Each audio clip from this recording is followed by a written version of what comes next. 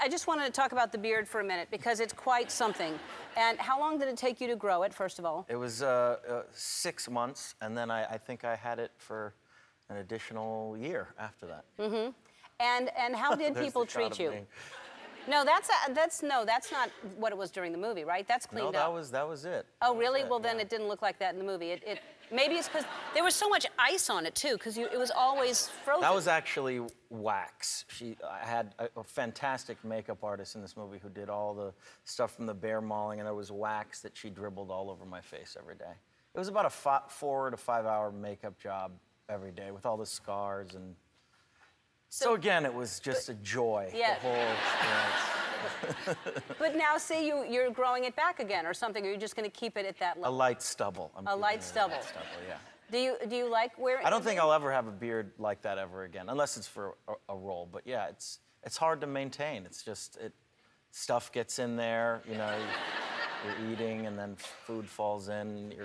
Right. And you have to shampoo it, right? You have to shampoo it, yeah. And do you put conditioner in it? I did.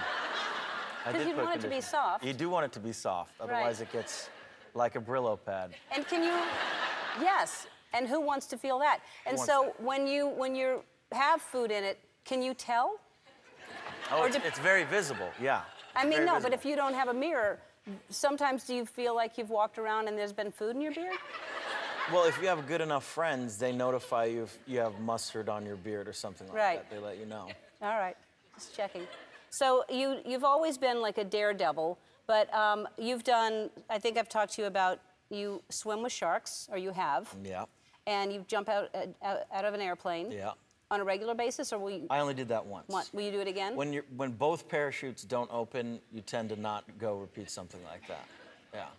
What are you talking about? Well, then how'd you get down? I jumped out of the airplane, and then my first chute didn't open. It's tandem, so somebody's on your back. They cut that line. We started free falling towards Earth, and that's when you get the 8x10 glossies of your whole life flashing before your eyes. And then the second one was tangled as well, and I saw my friends sort of popping off with their parachutes, and I'm still plummeting towards planet Earth. And then that was tangled for about a good, 20, 30 seconds. And then he untangled it. And then he told me, oh, you're probably going to break your legs now because we're going too fast. So it was one of the worst experiences of my life, and I'll never do it again. And did you break your legs? I did not break my legs. Wow, so he's whispering in your ear, or yelling in your... He was screaming. Screaming your... You're going to break your legs. You're going to break your legs. What? I can't hear you! Wow, that's just horrible. So what's the scariest thing you've ever done? I was on a plane to Russia, and the engine exploded. I was looking out the window, and the entire engine just turned into a fireball. It was right after Sully had that incident happen to him where the geese flew into both engines. Right, and he landed on the river? This happened in one of the engines, and I was the only person there that seemed to see this, but it was a flaming fireball. And it was all Russian passengers, and I kind of felt like I'd already died and gone to heaven because no one said anything. And I was screaming at the top of my lungs, saying, what the hell is going on here?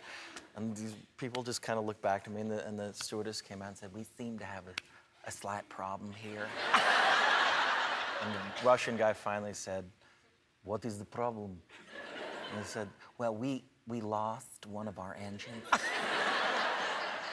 And he goes, how many engines did we have? She goes, well, we had 2, and now we have 1. And he proceeded to say, that is not good. That is not good.